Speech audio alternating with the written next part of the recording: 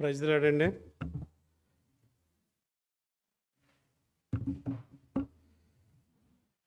ఈరోజు ఈ కీర్తన గ్రంథం 51వ అధ్యాయాన్ని మనం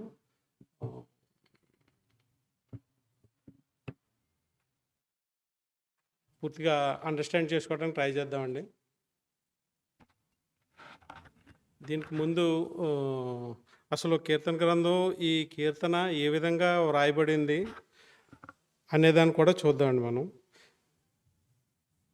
ఇందులో చాలా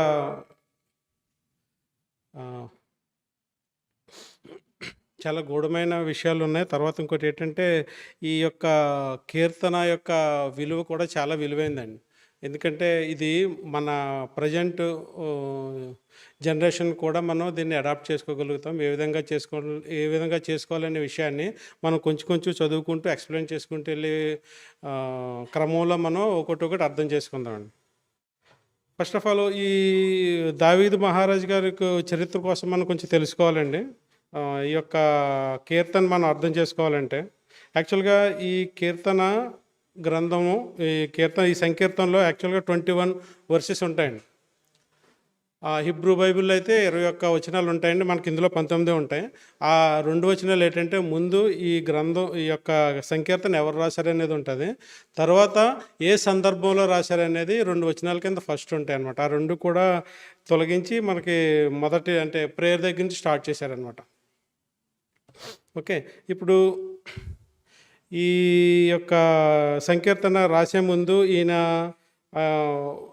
దావీదు యొక్క హృదయాన్ని తెలుసుకుందాం. దావీదుకి దేవుడు ఏ విధంగా ఎటువంటి మేలు చేశాడు, అంటే ఏ పరిస్థితుల్లో తను పాపం చేయవలసి వచ్చింది, ఏ పరిస్థితుల్లో తను పాపంలో పడిపోయిన తర్వాత దేవునికి దగ్గరగా ఉన్నాడా లేదా, మళ్ళీ తర్వాత ప్రాఫిట్ వచ్చిన తర్వాత ఏ విధంగా మళ్ళీ దేవుణ్ణి అర్థం చేసుకున్నాడు, తర్వాత తన జీవితం అంతా కూడా ఎలా సాగిందనే విషయాలన్నీ కూడా ఇందులో మనకి తెలుసుకుందాం.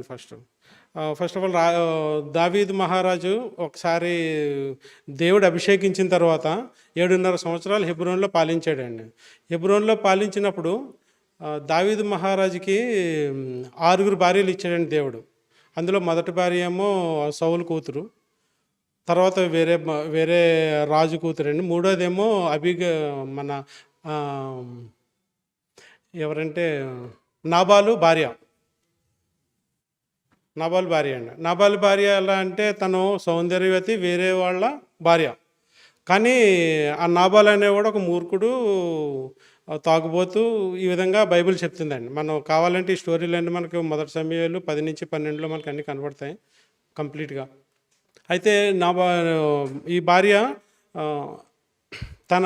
అంటే దావీదు మహారాజు అప్పుడు ఆ టైంలో హెబ్రోను రాకముందు టైంలో ఏంటంటే, ఆయన సౌలు మహారాజు ఆయన్ని వెతుకుతూ ఉంటాడని చంపడానికి. అంటే అతను పారిపోతూ ఉంటాడనమాట. ఒక్కో చోట ఉంటుంటే వీళ్ళు ఏం చేస్తారంటే, నాబాలు యొక్క పొలం దగ్గరలో ఆయన బస చేస్తాడనమాట. అప్పుడు నాబాలు యొక్క గొర్రెలకి, తన పంట పొలాలకి అడగకుండానే కాపలా కాస్తాడనమాట. అంటే తనకేమన్నా అతను నాబాలు అనేవాడు ఐశ్వర్యవంతుడు అనమాట. ఆయనకి కాపలా కాస్తూ ఉంటే తనకు అవసరమైనప్పుడు హెల్ప్ చేస్తూ ఉంటాడు. అదే వాళ్ళ కోతకాలం వచ్చినప్పుడు వాళ్ళు అందరికీ కూడా గిఫ్ట్స్ ఇస్తుంటారు కదా, ఆ టైంలో దావీదు మహారాజు తన మనుషుల్ని, తన సేవకులను వాళ్ళ దగ్గరికి పంపిస్తారు, మాకు కొంచెం తిండి భోజనం ఇమ్మని. ఇస్తే అప్పుడు నాబాలు వీళ్ళందరినీ తిడతాడండి. ఎందుకు నువ్వు సౌలు దేవుడు అభిషేకించిన వ్యక్తిని నువ్వు తన నుంచి పారిపోయి దూరంగా వచ్చేసావు, నువ్వు మంచివాడు కాదన్నట్టు తిడతారనమాట. తిట్టినప్పుడు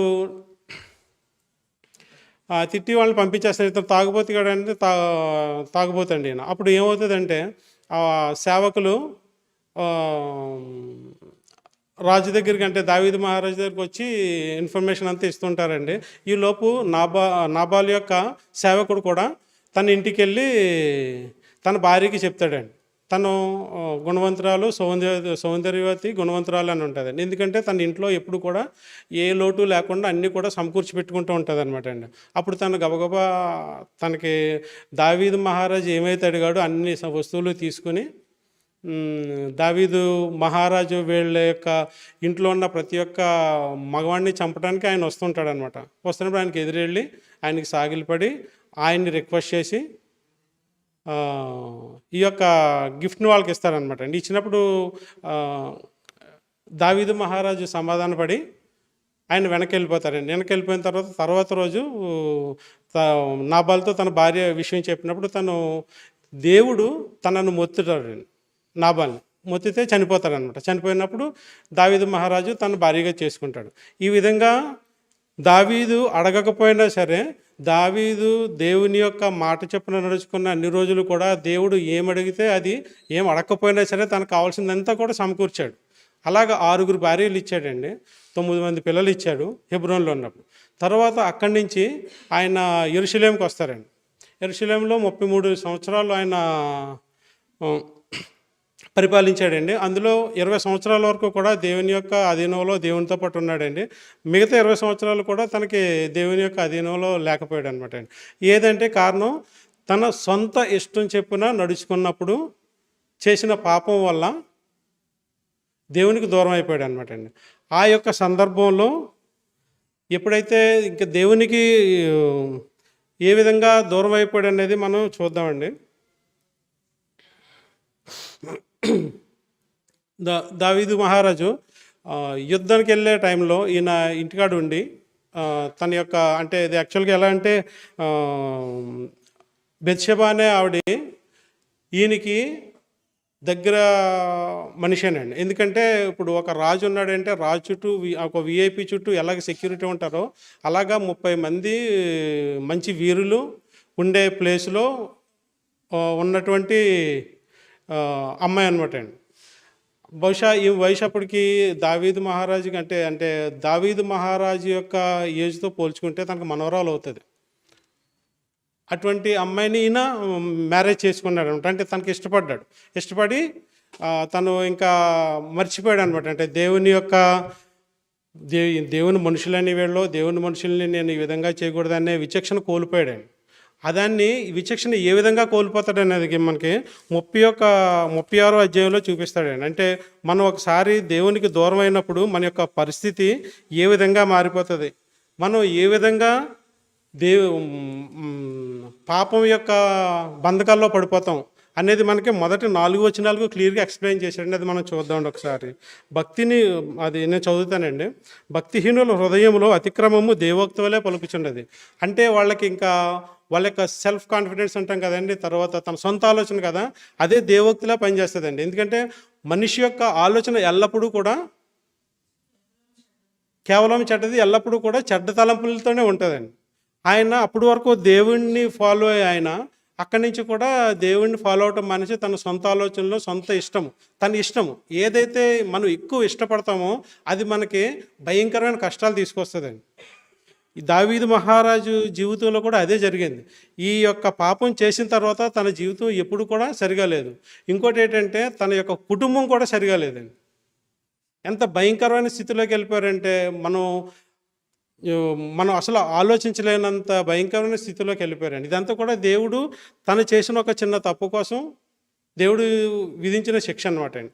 దేవుడు దావీదు మహారాజుని క్షమించాడు, కానీ కాన్సిక్వెన్సెస్ మాత్రం కంపల్సరిగా అనుభవాల్సి వచ్చింది. అదేవిధంగా మనం ఈ లోకంలో ఉన్నప్పుడు, అంటే మన డైలీ లైఫ్లో మనం దేవుణ్ణి వ్యతిరేకించేసే ప్రతి పని కూడా మనకి శిక్షకే అవకాశం ఇస్తున్నట్టు అవుతుంది అనమాట. మన దేవుడు క్షమిస్తాడు, మళ్ళీ ఆ శిక్ష ఇంకొకసారి చేయకుండా ఉండటం కోసం, మన యొక్క మనసుని మార్చడం కోసం. కానీ ఆ శిక్షకి కంపల్సరిగా కాన్సిక్వెన్సెస్ అనేవి మనం కంపల్సరిగా ఫేస్ చేయవలసిందే. అదే విషయాన్ని మనకి బైబిల్లో ఈ యొక్క దీంట్లో మనకి క్లియర్గా చూపిస్తాను. దావీదు మహారాజు యొక్క జీవితంలో మనం చూడగలుగుతాం అనమాట అండి. వాని దృష్టి ఎదుట, అంటే భక్తిహీనుల హృదయంలో అతిక్రమము దేవోక్తి వలె పలుకుచున్నది. వాని దృష్టి ఎదుట దేవుని భయము బొత్తిగా లేదు. అంటే వాళ్ళు ఇంకా ఎవరి మాట వినరు, పెద్దల మాట వినరు, ఎవరి మాట వినరు. తన మనసు ఏది చెప్తే అదే చేస్తారు. ఎందుకంటే దావీదు మహారాజు దగ్గర చాలామంది ఉన్నారు. ఇప్పుడు ఒక విధంగా చెప్పాలంటే ఈ బెత్షెబా అనే ఆవిడ దావీదు యొక్క కౌన్సిల్లో ఒక వైజ్ మెంబర్, అంటే ఒక జ్ఞానవంతుడైన యొక్క మనవరాలండి, వాళ్ళ కొడుకు కూతురు అనమాట అండి. అందుకనే వాళ్ళు అంత దగ్గరగా ఉండగలిగారు. ఆయన మేడ ఎక్కినప్పుడు చూడగలిగాడు. ఇటువంటి సిచ్యువేషన్ అనమాట అండి. చూసినప్పుడు ఎప్పుడైతే ఆ వైజ్ పర్సన్ ఆయన చూశారో ఆ పర్సన్ను, అంటే ఈయన అది కూడా మైండ్ చేయలేదు. అంటే తన యొక్క మైండ్లోంచి అది కూడా తను లక్ష్య పెట్టలేదనమాట అండి.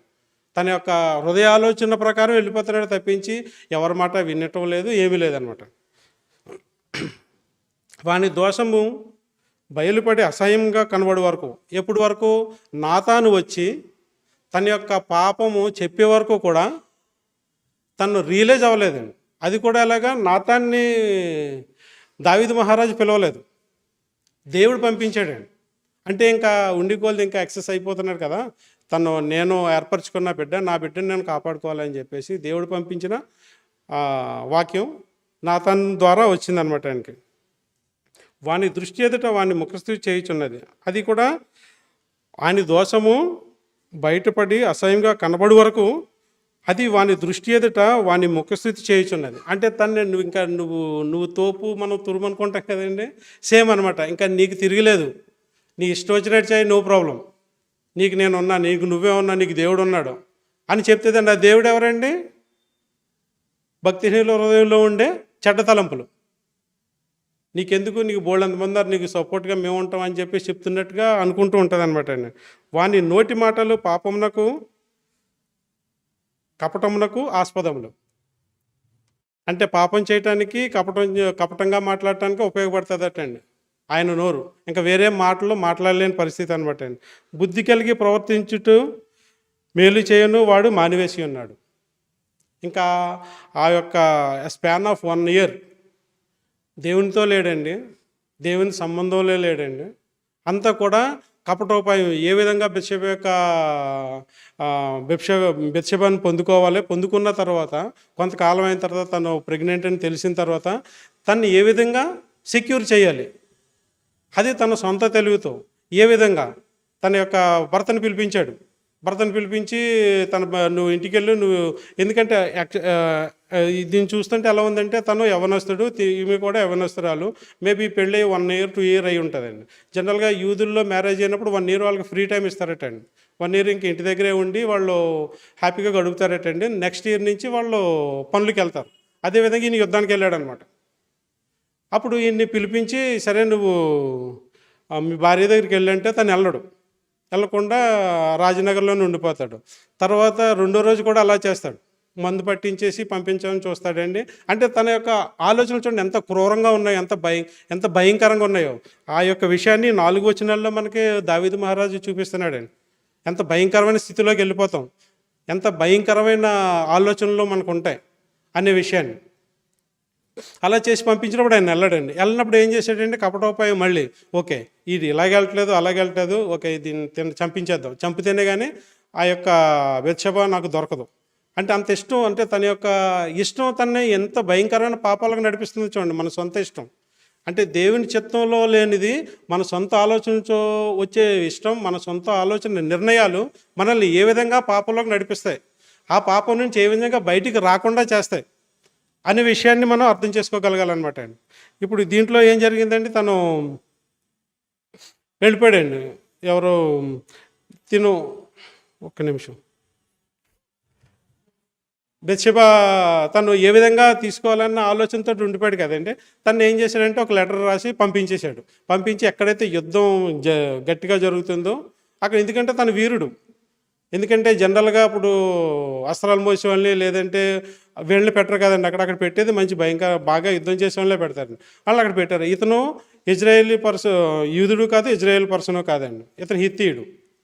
అదొకటి. ఎందుకంటే ఈయన దేవునిలోకి వచ్చి వీళ్ళతో పాటు కలిసి ఉంటున్నాడు అనమాట. అంటే దేవుని యందు విశ్వాసం కలిగి ఉన్నాడు. ఈ వ్యక్తిని కూడా అందుకనే బత్షెబాని మ్యారేజ్ చేసి ఉండొచ్చు. ఇది నా ఊహ మాత్రమే. ఎందుకంటే ఈ హిత్తీ అంటే ఒక ఇజ్రాయెల్ కాకుండా వేరే వాళ్ళు ఎవరో వాళ్ళ యొక్క జనాంగంతో ఉండరు కదండి. కానీ ఈయన వాళ్ళలో మ్యారేజ్ చేసుకుని ఉంటున్నాడు కాబట్టి నేను ఈ విధంగా ఆలోచించాను. అయితే ఇతను ఎప్పుడైతే తను చంపించిన తర్వాత తను ఇంకా హ్యాపీ, ఇంకా టెన్షన్ లేదు, ఇంకేం లేదనమాట, అయిపోయింది. ఇంకా తన భర్త చనిపోయిన తర్వాత కొంతకాలం వాళ్ళ ఇంటికాడ ఉండి తర్వాత దావీదు మహారాజుకి రాణిగా వచ్చేసిందండి. రాణిగా వచ్చినప్పుడు బాబు చనిపోతాడో దేవుడు అప్పుడు నాతాన్ వస్తాడనమాట. నాతాన్ వచ్చి ఎక్స్‌ప్లెయిన్ చేస్తాడు. బాబు నువ్వు ఇటువంటి తప్పు చేసావు కదా! అది దేవుడు నీకు ఎంత ఆశీర్వదించాడు, నిన్ను ఏ విధంగా చేశాడు. కానీ నువ్వు అప్పుడే వాళ్ళ సంసారం మొదలుపెట్టిన చిన్న ఫ్యామిలీని నువ్వు ఈ విధంగా స్పాయిల్ చేశావు. నీ సొంత ఆలోచనతో ఒక హత్య చేశావు. ముందు దేవుడు నీకు వేరే వాళ్ళ భార్యని దేవుడే ముత్తి దేవుడే నీకు ఇచ్చాడు. నువ్వు దేవుడు మాట విన్నప్పుడు ఇప్పుడు దేవుడి మాట వినకుండా నీ సొంత ఆలోచనతో నీ సొంత ఇష్టంతో నువ్వు మనిషిని హత్య చేసావు కాబట్టి నీ యొక్క జీవితం ఇలాగ ఉంటుంది, కత్తి ఎప్పుడు కూడా పోదు అని చెప్పి భయంకరమైన శాపం ఇస్తాడండి. ఆ శాపం బహుశా ఎవరికి కూడా రాకూడదు, అంత భయంకరమైన శాపం ఇస్తాడండి. అది మీరు ఆయన యొక్క విషయాన్ని మీరు ఒకసారి సమూయేలు గ్రంథంలో చదివినప్పుడు మీకు తెలుస్తుందండి ఎటువంటి శాపం ఇచ్చాడు. తన సొంత కొడుకు తనని ఎన్ని రోజులు తరుముతాడండి. అబ్షాలోం చేసినంత భయంకరమైన తప్పులకి ఎవరైతే బెత్షెబా యొక్క తాత ఉన్నాడు కదండి, ఆయన సపోర్ట్ చేస్తాడు. ఆ టైంలో మీరు జాగ్రత్తగా బైబిల్ చదివితే మీకు అర్థమవుతుంది. ఇది చాలా భయంకరమైన విషయం అనమాట. ఆ విధంగా దేవుని యొక్క మాట వినకుండా తన సొంత నిర్ణయంతో తన మీదకి పాపం తెచ్చుకున్నాడండి. దేవుడు ఎందుకు దాన్ని యాక్సెప్ట్ చేయలేదంటే ఇటువంటి చిన్న పిల్లల్ని ఈ విధంగా చేశాడు. తన యొక్క మనవరాల వయసు ఉన్న అమ్మాయిని మ్యారేజ్ చేసుకున్నాడు. ఇవన్నీ కూడా మనం చాలా జాగ్రత్తగా నేను వారం రోజులు మొత్తం అంతా దీని మీద స్టడీ చేశాను. యాక్చువల్గా మామూలుగా చెప్దాం అనుకున్నాను, కానీ ఇది నాకు ఎలా చెప్పాలో అర్థం కాలేదు. అప్పుడు దేవుడిని అడిగి అసలు సిచ్యువేషన్ ఏంటి, అసలు ఎందుకు తిను ఏ విధంగా రియలైజ్ అయ్యాడు, తనకి చేసిన పాపం తెలియాలి కదా మనకి కంప్లీట్గా. ఇప్పుడు జనరల్గా నేను బైబిల్ చదువుతున్నప్పుడు ఎప్పుడు కూడా అనుకుంటాను, అంటే అప్పుడు సమూజ్జీల కింద సేమ్ ఏజ్గా మనం మైండ్లో ఫిక్స్ అయిపోయి చదువుతాం. ఇప్పుడు దావీదు మహారాజు కోట ఎక్కడానికనే ఎక్కడో చివర ఉన్న మనిషిని చూశాడను ఏదో విధంగా డిఫరెంట్ ఆలోచనలు వస్తుంటాయి. కానీ అది కాదు కదా, మనకు కావాల్సింది యాక్యురేట్ ఇన్ఫర్మేషన్. అంటే మనకి దేవుడు ఎవరైతే ఆయన వాక్యాన్ని చదవాలని తృష్ణతో లేదంటే తపనతో లేదంటే ఇంట్రెస్ట్తో ఉంటారో వాళ్ళందరికీ కూడా విశదపరుస్తాడు. ప్రతి ఒక్క చిన్న విషయాన్ని కూడా చెప్తాడు. ఇటువంటి సిచ్యువేషన్లో తన పాపంలో పడిపోయాడు. పాపంలో పడిపోయినప్పుడు కూడా ఏ విధంగా దేవుణ్ణి మర్చిపోయాడు అనే విషయం అది కూడా మనకు బైబిల్లో రాయబడింది. మనం కూడా అంతే అండి. మన యొక్క రియల్ లైఫ్లో మనం చేసే ప్రతి పాపం కూడా మన సొంత ఆలోచనతో చేసేస్తాం. ఆ టైంలో మనకి దేవుడు గుర్తురాడు, తల్లిదండ్రులు గుర్తురారు, పెద్దలు గుర్తురారు, ఎవరు గుర్తురారు. అంతా అయిపోయిన తర్వాత అది ఎవరో వచ్చి ఎవరి ద్వారానో దేవుడు తన వాక్యం ద్వారా మనతో మాట్లాడినప్పుడు మనకు అర్థమవుతుంది, మనం రియలైజ్ అవుతాం. కానీ ఇక్కడ పరిస్థితి ఏంటంటే మన పరిస్థితి వేరు, దావీదు మహారాజు పరిస్థితి వేరు. ఎందుకంటే దావీదు మహారాజుకి ఉచితమైన కృప నేను అప్పట్లో లేదనుకుంటాను. యేసుక్రీస్తు ప్రభువారు చనిపోయే వరకు కూడా ఆయన యొక్క కృప మనకి ఇప్పుడున్నంత ఈజీగా అప్పుడు లేదు. అందరూ కూడా దేవుడు ఏర్పరచుకున్న బిడ్డలకే డైరెక్ట్గా ఆయనతో మాట్లాడి వాళ్ళనే ధర్మశాస్త్రం ఇచ్చి ధర్మశాస్త్ర ప్రకారం నడుచుకుంటే నువ్వు నీతిమంతుడిగా ఎంచబడతావు అని ఒక నిబంధన పెట్టాడనమాట. ఆ నిబంధన ప్రకారం వాళ్ళు నడుచుకోవాలి. నడుచుకున్నప్పుడు దేవుడు ఒకవేళ వాళ్ళ పాపాలు చేస్తే ప్రతి సంవత్సరం కూడా వెళ్ళి వాళ్ళ పాప క్షమాపణ పొందేవారు. ఈ విధమైన కట్టుబాటులో ఉండేవారు అనమాట. అయితే ఆ టైంలో దేవుడు ఎప్పుడైతే ఈయన వచ్చాడో, ఎవరు ప్రాఫెట్ నాతాను వచ్చి చెప్పిన తర్వాత అప్పుడు రియలైజ్ అయినప్పుడు ఇది రాసినటువంటి సంకీర్తన అనమాట అండి. ఇది అంటే అప్పటికి ఒక సంవత్సరం అయిపోయిన తర్వాత తన యొక్క తప్పుని తెలుసుకుని దేవుని దగ్గర మొరపెడుతూ ఇప్పుడు అడుగుతున్నాడు ఆయన ఏమని, నీ దేవా నీ కృప చెప్పున నన్ను కరుణింపు, నీ వాత్సల్య బాహుల్యము చెప్పున నా అతిక్రమం తుడిచివేము. ఇప్పుడు తనకు తప్పేటో తెలిసిందండి. తను ఎంత భయంకరమైన తప్పులు చేశాడు, దాంతో ఏ విధంగా తన యొక్క ఆలోచనలు ఉన్నాయి, ఈ ఆలోచించి బయటికి రావాలని తపన పడుతున్నాడు. నా దోషం పోవునట్లు నన్ను బాగోగా కడుగుము అంటే ఆ ధర్మశాస్త్ర ప్రకారం నడుచుకున్నా సరే తన యొక్క దోషం పోదు, తను నీతిమంతుగా ఎంచబడలేడు. ఇంకా కేవలము దేవుడే ఆయన్ని దోషాలని తీయగలుగుతారనమాట. ఆ విషయం, నా దోషం పోయినట్లు నన్ను బాగుగా కడుగుము, నా పాపం పోయినట్లు పవిత్రపరచము, నా అతిక్రమములు నాకు తెలిసే ఉన్నవి. అంటే ఈయన రియలైజ్ అయ్యాడండి తన యొక్క తన తప్పేంటో, తను దేవునికి ఎంత దూరం అయిపోయాడో, దూరమైపోయి ఎంత భయంకరమైన పాపం చేశాడో తెలిసే ఉన్నది. నా పాపం ఎల్లప్పుడూ నా ఎదుట ఉన్నది, నీకు కేవలం నీకే విరోధంగా నేను పాపం చేసి ఉన్నాను. ఇదొకటండి. ఇది మనం చూస్తున్నామండి. ఇశ్రాయేల్ జనాంగం ఎదుట పాపం చేసినట్టు కాదా ఆయన? ఎందుకంటే ఈయన అనే మాట ఏంటంటే, కేవలం నీకే విరోధంగా నేను పాపం చేసి ఉన్నాను. ఇప్పుడు ఒక రాజు, ఇజ్రాయేల్ యొక్క రాజు ఎలాగుండాలనేది మనకి సమూయేలు గ్రంథంలో వివరించబడిందండి. ఈ యొక్క రాజులు అంటే ఇజ్రాయేల్ ప్రజలందరూ కూడా దేవుణ్ణి అడుగుతారు వెళ్ళి. దేవుణ్ణి కాదంటే అప్పుడున్న ప్రాఫిట్ని ప్రాఫిట్ ఎవరండి? నాతాన్ కాదు, మొదటి సమూయేలు గ్రంథం. సమూయేలు ప్రాఫిట్ని వెళ్ళి వాళ్ళు ఏమడుగుతారంటే, ఈ లోక ఆచారం చెప్పున మమ్మల్ని ఏలుటకు ఒక రాజు నిమ్మని అడుగుతారండి వాళ్ళు. ఎందుకంటే వాళ్ళు అడుగుతారు, ఎందుకు దేవుడు మనకు రాజుగా ఉన్నాడు, మీకు న్యాయాధిపతులు ఇచ్చాడు, మిమ్మల్ని పాలిస్తున్నాడు కదా దేవుడు, అది కరెక్టే కదా, మీరు ఎందుకు మళ్ళీ ఇటువంటి విపరీతమైన కోరికలు కోరుతున్నారని చెప్పేసి ఇజ్రాయేల్ పెద్దల్ని అడిగినప్పుడు వాళ్ళు ఏమంటారంటే, అలా కాదు, మాకు మా దేవుడు ఎదురుగుండా కనపట్లేదు, మా యొక్క రాజు ఎదురుగుండా కనపట్లేదు, ఈ లోకంలో ఉన్న రాజులందరూ కూడా ఎదురుగుండా నిలబడి పాలిస్తున్నారు కదా, మాకు ఆ విధంగా కావాలని అడుగుతారు. అడిగినప్పుడు దేవుడి దగ్గరికి వెళ్ళి సమూయేలు మొరపెట్టుకుంటాడు, నాయన వీళ్ళు ఇజ్రాయేల్ ప్రజలు ఈ విధంగా అడుగుతున్నారు, ఏం చేయమంటావంటే, సరే వాళ్ళ ఇష్టం వచ్చినట్టు చేయండి, వాళ్ళు నన్ను తృణీకరిస్తున్నారు యాజ్ ఎ రాజుగా, ఇజ్రాయేల్ ప్రజలు నన్ను తృణీకరిస్తున్నారు యాజ్ ఎ రాజుగా, కాబట్టి రాజు యొక్క క్యారెక్టరిస్టిక్స్ ఇలా ఉంటాయంటే తన యొక్క క్యారెక్టర్ ఎలా ఉంటుంది అని వాళ్ళకి ఎక్స్ప్లెయిన్ చేయని చెప్పేసి చెప్తారండి.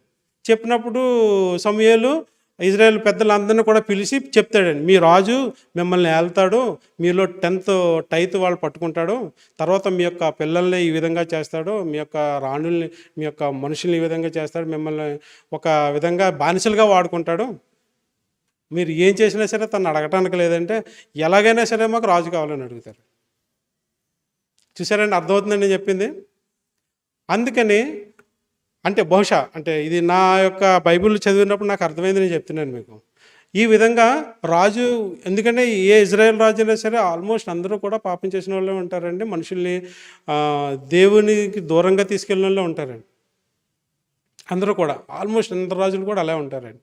అయితే ఈ విధంగా అన్నారు కదండి, అందుకని చెప్పేసి నేను ఈ విధంగా అంటున్నాడేమో ఇక్కడ మన యొక్క దావీదు మహారాజు, కేవలం నీ ఎదుటే నేను పాపం చేశాను తప్ప నేను యాజ్ పర్ నువ్వు ఇచ్చిన ఇన్స్ట్రక్షన్స్ ప్రకారం అయితే నాకు తప్పు చేసినట్టు. ఎందుకంటే తను ఏమన్నా తీసుకోవచ్చు తన మనుషుల నుంచి, కానీ ఏది పడితే తీసుకోవడానికి ఉండదు కదండి. దేవుడు ఉన్నాడు, చూస్తున్నాడు, దేవుని యొక్క ఆధీనంలో, ఈ దేవుని యొక్క కాపుదలలో ఈ మనుషులు ఉన్నారని తెలిసింది కదండి వీళ్ళకి.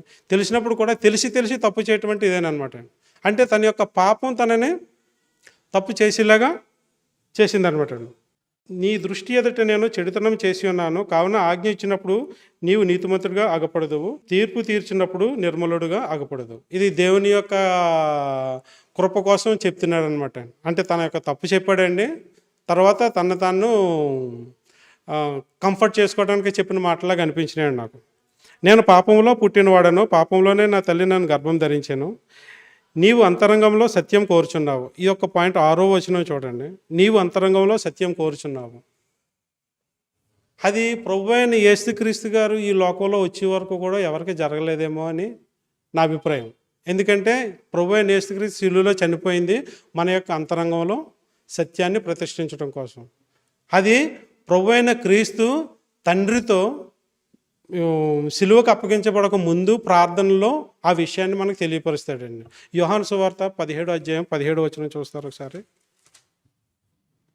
అవునండి, సత్యమందు వారిని ప్రతిష్ఠ చేయము. చూసారండి, అక్కడ దావీదు మహారాజు ఏమడుగుతున్నాడండి, ఇక్కడ ప్రభువైన క్రీస్తు ఏం చెప్తున్నాడండి, ఇప్పుడు మన యొక్క హృదయంలో, మన యొక్క మనసాక్షిలో ఏం ప్రతిష్ఠ చేశారండి ఆయన సిలువలో. ఇంకొక 19వ వచనం కూడా చదివారనుకోండి, మనకు క్లారిటీ ఉంటుంది.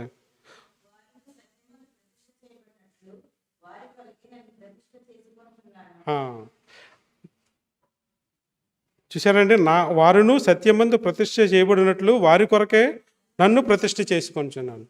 ఆయన సిలువలో ప్రతిష్ఠించుకొని ఆయనే సత్యం, ఆ సత్యాన్ని మన యొక్క హృదయంలో ప్రతిష్ఠ చేయటం కోసం ప్రార్థన చేశారండి. అదే విషయాన్ని మనకి ఇక్కడ కీర్తనల గ్రంథంలో దావీదు మనకి చెప్తున్నాడండి. ఆయన ఏం కోరుకుంటున్నాడు అనేది విషయం ఆయనకి తెలిసిపోయిందండి. కానీ మనకి ఈ టైంలో తెలియట్లేదేమో అనిపిస్తుందండి ఒక్కోసారి. ఎందుకంటే మనం మనకు ఉచితమైన కృప దాని విలువ తెలియట్లేదండి. అందుకనే టైంకి రాలేకపోతున్నాం. యాక్చువల్‌గా ఎందుకంటే అంత కృప, అంత విలువైన కృపని మనం ఏ విధంగా మన కాళ్ళతో మనం తన్నుకుంటున్నాం అనే విషయాన్ని మనం అర్థం చేసుకోవాలండి. యాక్చువల్‌గా నేను ఆ పాయింట్ ఆఫ్ వ్యూ చెప్తాను. మిమ్మల్ని తప్పు పట్టట్లేదు. అది ఒకసారి అర్థం చేసుకోండి. చూసారా? ఆ యొక్క కృప యొక్క విలువ ఆ రాజుగారికి తెలిసిందండి. మనకు తెలియట్లేదు. అంతర్యమున నాకు జ్ఞానం తెలియజేయదవు.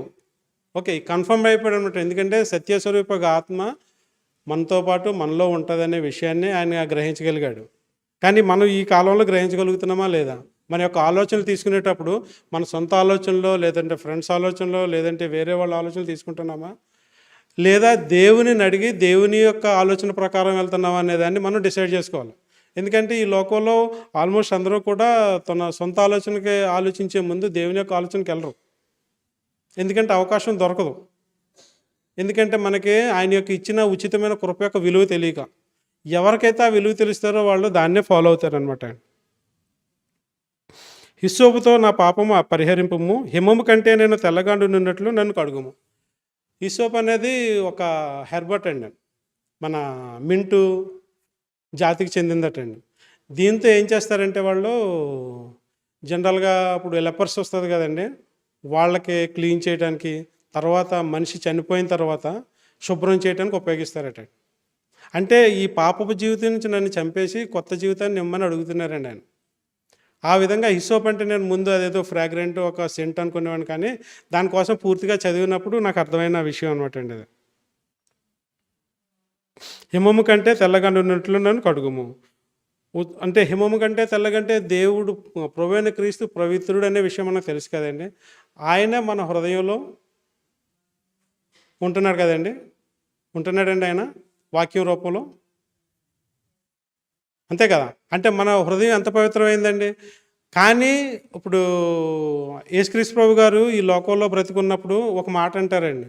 దేవుని యొక్క ఆలయంలోకి వెళ్ళి ఆ యొక్క రకరకాల వ్యాపారాలు పెట్టేసుకుని అందులోని ఉన్నప్పుడు, నా యొక్క దేవుని ఆలయాన్ని, నా యొక్క తండ్రి ఆలయాన్ని మీరు అందరూ దొంగల గుహగా చేశారేటి అని చెప్పేసి కోపడతారు కదా.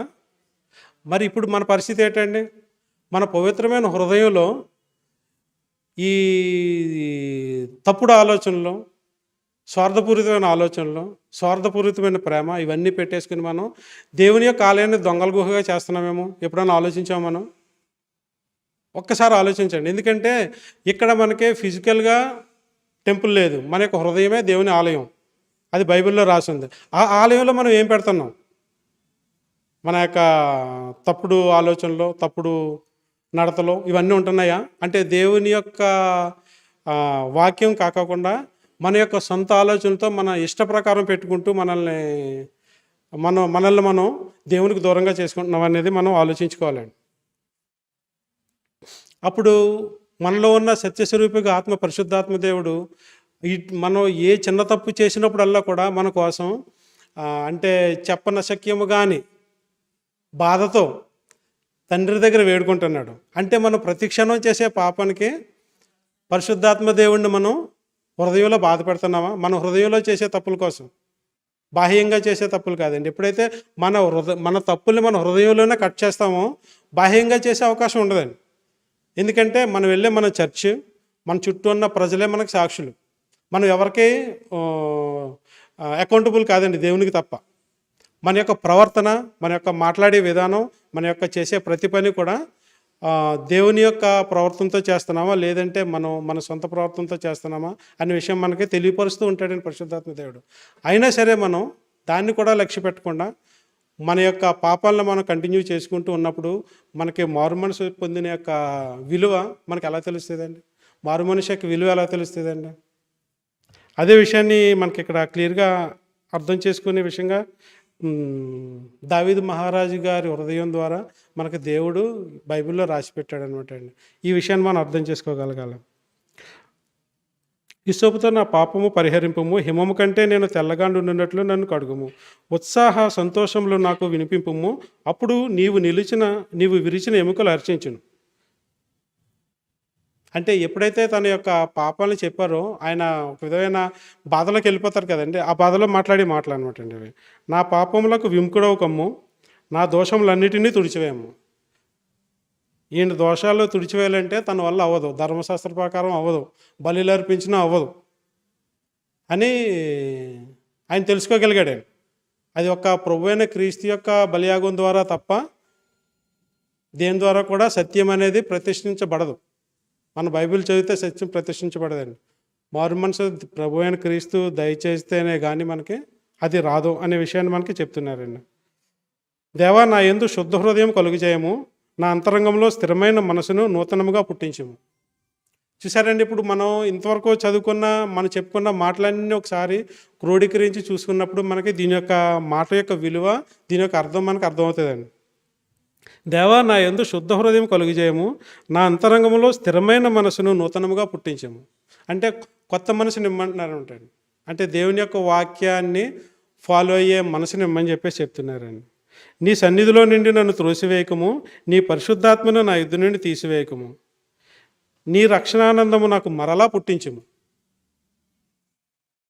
ఇవి చాలా మీనింగ్ఫుల్, ఫ్రూట్ఫుల్ అనమాట అండి. మనం అంటే ఒక్కసారి దావీదు యొక్క గతాన్ని తెలుసుకున్నప్పుడు, లేదనుకోండి యాజ్ యూజువల్ మనం చదువుకుంటూనే వెళ్ళిపోతున్నట్టు ఉంటుందండి. ఆ మాటలు ఏటో తెలియదు కానీ చాలా బాగున్నాయి అనిపిస్తాయి తప్పించి దాని యొక్క విలువ తెలియదు అనమాట. దాని యొక్క విలువ తెలియాలంటే తన యొక్క స్టోరీని మొత్తం కంప్లీట్గా అండర్స్టాండ్ చేసుకున్నప్పుడు కానీ మనకి దాని యొక్క విలువ తెలియదు అనమాట అండి. సమ్మతి గల మనసు కలుగు చేసి నన్ను దృఢపరచము, అప్పుడు అతిక్రమం చేయవారి త్రోవలను నేను బోధించాను. అప్పుడు అతిక్రమం చేయవారికి నీ త్రోవలను నేను బోధించేదాన్ని. అంటే ఎప్పుడైతే మీకు మారుమనసు వచ్చి మనం దేవుని యొక్క సత్యం మనలో ప్రతిష్ఠించబడిందో అప్పుడు కానీ మనం దేవుని యొక్క త్రోవలో చేయలేమన్నట్టు. అంటే ఎవరికి మన సువార్త చెప్పలేము. యాక్చువల్గా ఇక్కడ చెప్పేది అదే అండి. ఇప్పుడు ఆయన యొక్క త్రోవలంటే అవే కదండి. దేవుడు మనల్ని ఈ లోకంలో ఎలా ఉండమన్నాడు? ఆయన నీతిలో, ఆయన న్యాయంలో నడవమని చెప్పాడు. అది తప్ప ఏం చేసినా సరే అది సువార్తే కాదు కదా. ఫస్ట్ మన యొక్క జీవితం ఎదుటి వారికి సాక్షిగా ఉండాలి కదా.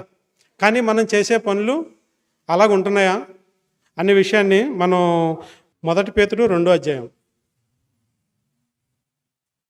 ప్రభు దయాళుడని మీరు రుచి చూచిన ఎడల సమస్తమైన దుష్టత్వమును, సమస్తమైన కపటమును, వేషధారణ, అసూయ, సమస్త దూషణ మాటలను మాని. చూసారండి, ఇవన్నీ కూడా దేవుడు తన ఆలయంగా మనం హృదయాన్ని చేసుకున్నప్పుడు ఇవన్నీ మన మనసులో ఉంటున్నాయి అనుకుంటున్నావా? మనల్ని మనం క్వశ్చన్ చేసుకుందండి ఒకసారి. ఎందుకంటే మన యొక్క ప్రవర్తన, మన యొక్క ఆలోచన ద్వారా అవి బయటపడతాయి. అంటే మనం మాట్లాడే విధానాన్ని బట్టి మన మనసులో ఏముందనేది ఎదుటి వ్యక్తికి తెలిసిపోద్దండి. మనం అనుకుంటాం మనకు తెలియదని, కానీ మన యొక్క మాటల ద్వారా, వాళ్ళు మాట్లాడే విధానం ద్వారా, వాళ్ళ బిహేవియర్ ద్వారా, అంటే బాడీ లాంగ్వేజ్ అంటారు కదా, అది కూడా ఒక లాంగ్వేజే కదా, దాంతో మనకు తెలిసిపోద్ది అనమాట. ఇవన్నీ కూడా మానాలటండి కదా. మాని ఎలా ఉండాలటండి? 12వ అధ్యాయం 12వ వచనం. అన్యజనులు మిమ్మును ఏ విషయంలో దుర్మార్గులని దూషింతురో, మళ్ళీ ఇంకోసారి చదువుతానండి. ఇది చాలా ఇంపార్టెంట్. ఎందుకంటే మన రియల్ లైఫ్లో మనం దేవుని యొక్క మార్గంలో నడుచుకునే విధానం కోసం నేను చెప్తున్నానండి. అన్యజనులు మిమ్మును ఏ విషయంలో దుర్మార్గులను దూషింతురో ఆ విషయంలో వారు మీ సత్క్రియలను చూసి వాటిని బట్టి దర్శన దినమున దేవుని మహిమపరచినట్లు వారి మధ్యను మంచి ప్రవర్తన గల వారై ఉండవలనని మిమ్మలను. దేవుని వాక్యం ఈరోజు మనతో మాట్లాడుతుందండి. మన యొక్క ప్రవర్తన ఎలాగుంది, మన సహోదరులతో ఎలాగుంది, మన ఇరుగు పొరుగు వారితో ఎలా ఉంది, మనలో ఉన్న దేవునితో ఎలాగుంది అనే విషయాన్ని మనల్ని మనం క్వశ్చన్ చేసుకుని మన యొక్క మార్పుని కోరుతుందండి ఈరోజు దేవుని వాక్యం. ఒకవేళ ఇలాగ లేదంటే ఈరోజే సరైన టైం, ఈరోజే సమయం.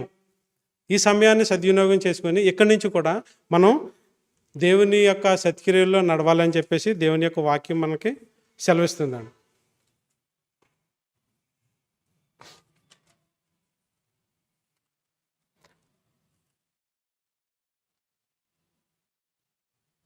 ఆ తర్వాత,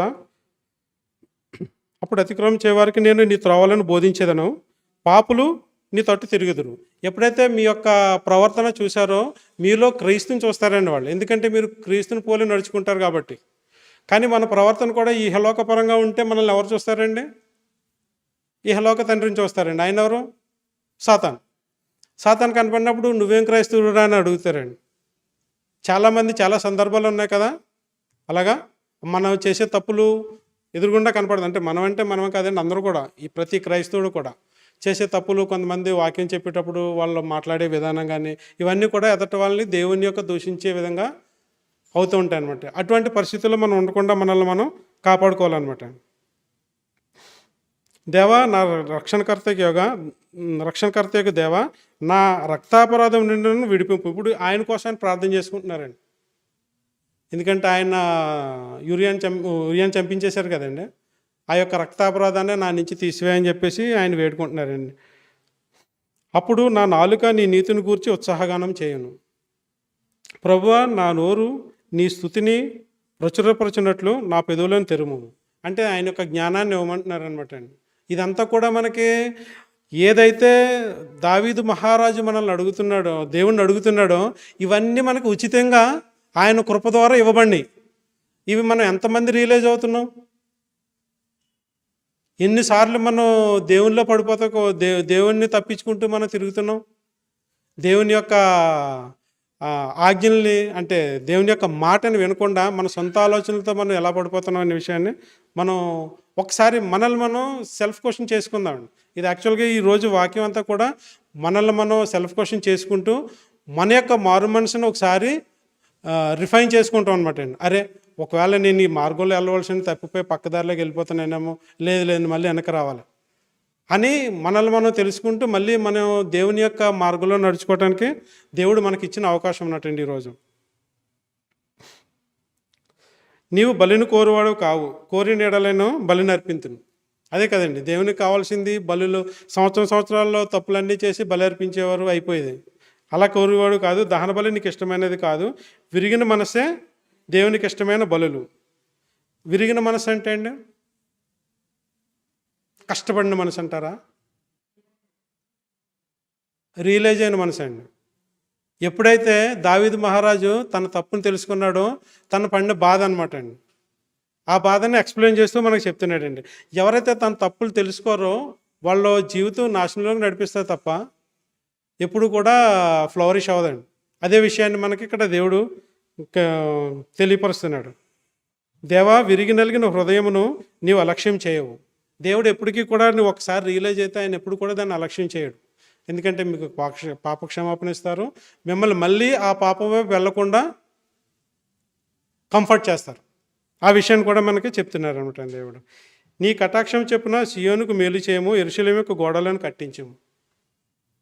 ఇది మళ్ళీ ప్రార్థన అండి. అంటే యెరూషలేము కోసం ఆయన ప్రార్థన చేసే ప్రార్థన అంటే సర్వాంగ హోమంలో నీకు అంగీకృతములగును. అప్పుడు నీతియుక్తములైన బలులు, దహన బలులు, సర్వాంగ హోమములను నీకు అంగీకృతములగును. అప్పుడు జనుల నీ బలిపీఠం ఎదుట నీ బలిపీఠం మీద కోడలు నర్పించేదారు. అంటే ఇప్పుడు ప్రభు అయిన క్రీస్తు ద్వారా ఆయన యొక్క ఆలయానికి ఆయన ప్రహరీ కట్టుకున్నారండి మన హృదయంలో. అది మనకి ఏ విధంగా అర్థమవుతుంది?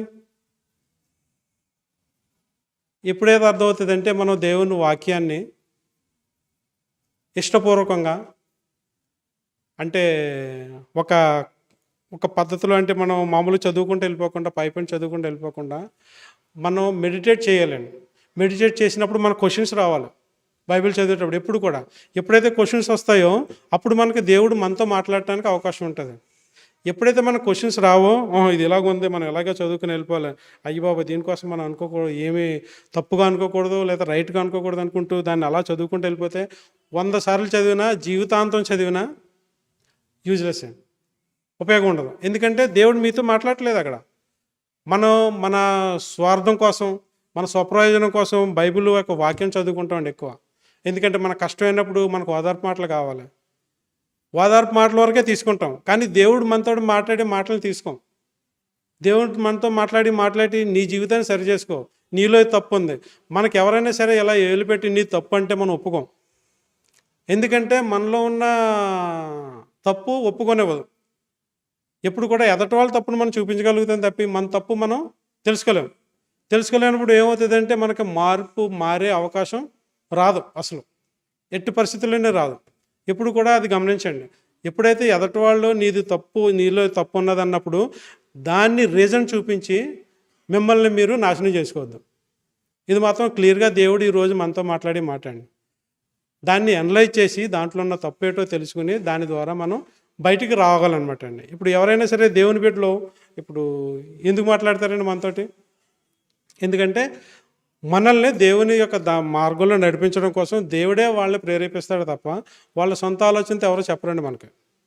మనం చాలా మటుకి ఎప్పుడైతే దేవుని వాక్యం ఎవరైనా మనకి ఏమన్నా చెప్తున్నారనుకున్నప్పుడు ఏమనిపిస్తుంది అంటే మనల్ని ముళ్ళులో పొడుస్తుంటుంది.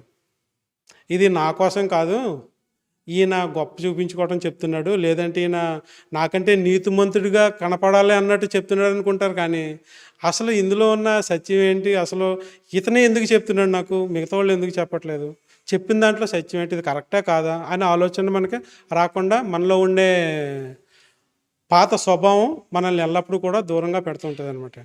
కాబట్టి ఈరోజు వాక్యం అర్థమైంది అనుకుంటానండి అందరికీ. ఈ రోజు నుంచి కూడా మనం మారు మనసుకు తగిన జీవితాన్ని మనం ఫలిద్దామండి. ఈరోజు అందరూ కూడా డెసిషన్ తీసుకోండి. మనలో తప్పులుంటే మన తప్పుల్ని మనం దేవుని ఉచితమైన కృప ద్వారా క్షమించమని అడుగుదాం. అడిగి ఈ రోజు నుంచి కూడా సత్యమైన జీవితాన్ని జీవించాలి. ఎందుకంటే మనకి ఈరోజు క్లియర్గా దేవుడు చూపించాడు, సత్యం అనేది మీ యొక్క హృదయాల్లో ప్రతిష్ఠించాను, ఆ సత్యాన్ని మీకు తెలియజేయటం కోసం సర్వశక్తి పరిశుద్ధాత్మ దేవుణ్ణి మీలో పెట్టాను. కాబట్టి మీరు నా యొక్క చిత్త ప్రకారం నడుచుకోండి అని దేవుడు మనకి ఈరోజు తెలియపరుస్తున్నాడు. దేవుడి పరిశుద్ధ వాక్యం దీవించునుగాక.